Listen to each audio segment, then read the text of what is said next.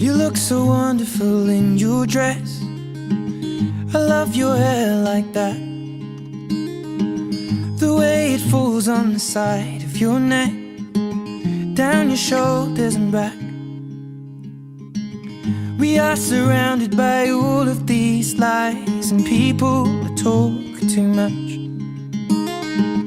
You got the kind of look in your eyes as if no one knows anything but us.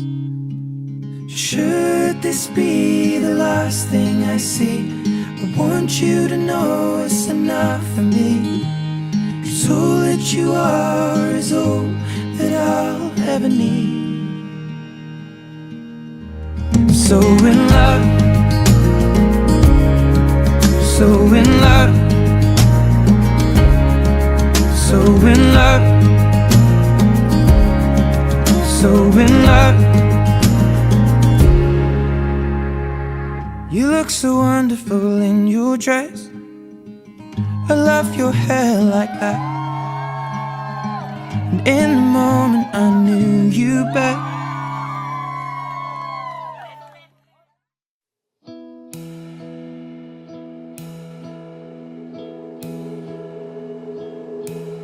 It was exactly eight years ago when we had our first interaction through Facebook. I greeted you a happy birthday last June 28, 2017, if you can still remember. It was just a random greeting kasi nung panahon na yun, lahat naman ata bumabati ng birthday basta sa Facebook. And as a people pleaser, dinreat kita ng happy birthday kasi nga friend kita sa Facebook. Or maybe it's just me.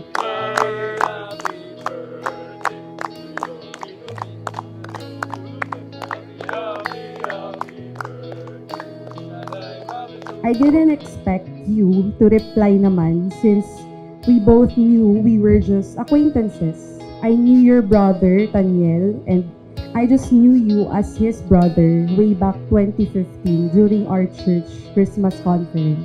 Ngayon ko lang aaminin to in public at sa'yo. That moment, I saw you with Taniel and I think that's Toto. Para kayong F4 na pumapasok na matatangkad, ganun. Pero tatlo lang, so F3. I saw you. Something about you made me want to know you. Even just a little. Pero as a probinsyana and a pakipot girly, hindi tayo gagawa ng moves or even just say hi to you. So to make the story short, we never had an interaction or even just a conversation. Fast forward to July 17, 2018, if naaalala mo pa rin, you replied to my Facebook story. That picture was a copy of a liturgy from the church service that I was really excited to attend. Nagulat ako, and as a pakipot girly, ayun nga, sabi ko kay Leila and Ivy, magre-reply ba ako dito? Hindi ko naman siya kakilala or close. Sabi niya, ang feeling naman, nag-chat lang naman sa'yo. So, pwede mo namang replyan kasi churchmate mo. Mga box! Mga box lang to! Natupad din yung magpaparinig ko.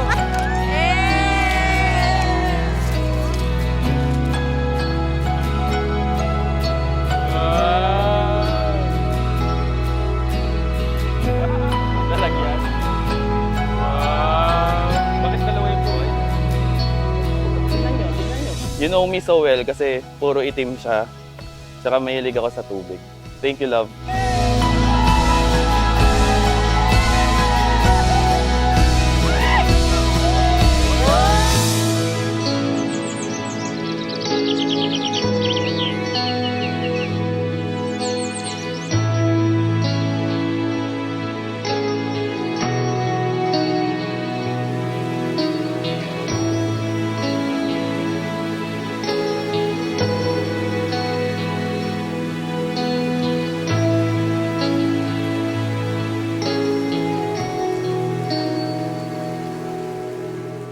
Moving fast forward to now, I have realized and I'm really, really very grateful to the Lord that it is Him and through Him that we now have this wonderful story of ours. The Lord answered my prayers since I was a teenager. I see a house upon the hill. Sabi ko sa prayer ko before, to find a partner in life with a good personality, mas matangkad sana sa akin, who loves and honors his family, mas matalino sa akin, masipag, determined, mabait, at marespeto. At sana, Lord, cute din naman sana. And above all else, someone who is not shy to praise, worship, and glorify God. Maybe I was blessed like this because it's not only God that I obeyed, but also my parents and my siblings. Natapusin muna yung pag-aaral. That love can wait. At dumating ka nga bago ako graduate. Can you see it now?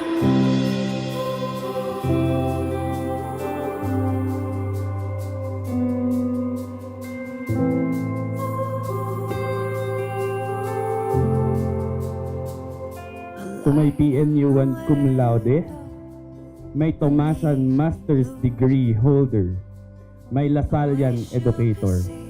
I always thank the Lord for giving me you. My first words may sound bragging, because that is my first vow.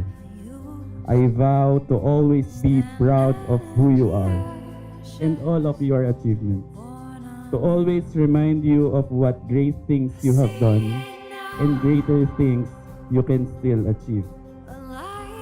To walk with you on whatever path you choose to walk.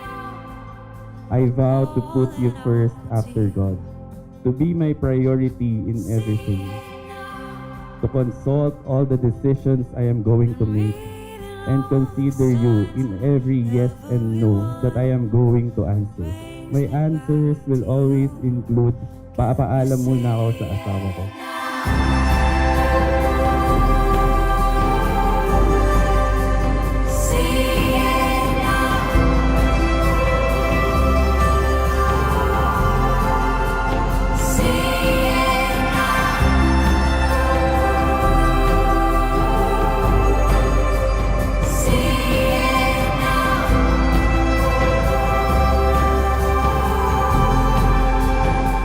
Looking back on our wonderful 8 years, it was really a roller coaster ride.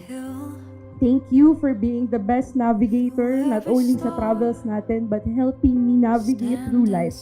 It was all better with you, love. If they ask me how will you know he's the one, I knew it was you since sa una nating away. Hindi sa una nating lambingan or sa kung ano man. You chose to be calm and fix things respectfully. And up until now, hindi nagbago.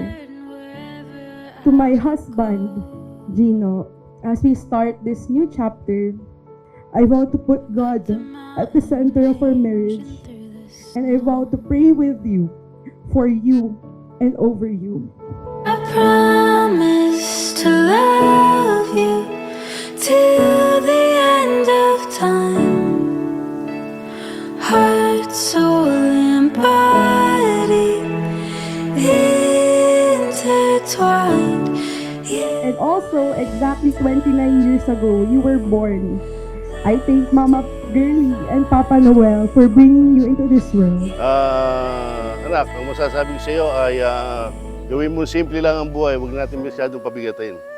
Simple lang ang ating pagdadala ng pamilya para makapag-travel tayo ng marami pa. Yun lang. I thank them for raising a man of my prayer, and that's you. Thank you, Lord, for your faithfulness. And thank you, Lord, for continuously writing our love story. I am excited for what life has in store for us, love. Happy 29th birthday, my husband. I love you so much. Ayun nga pala, happy birthday nga pala. Happy birthday nga pala sa aking anak and happy wedding. I promise to love you till the end of time. Heart, soul, and body.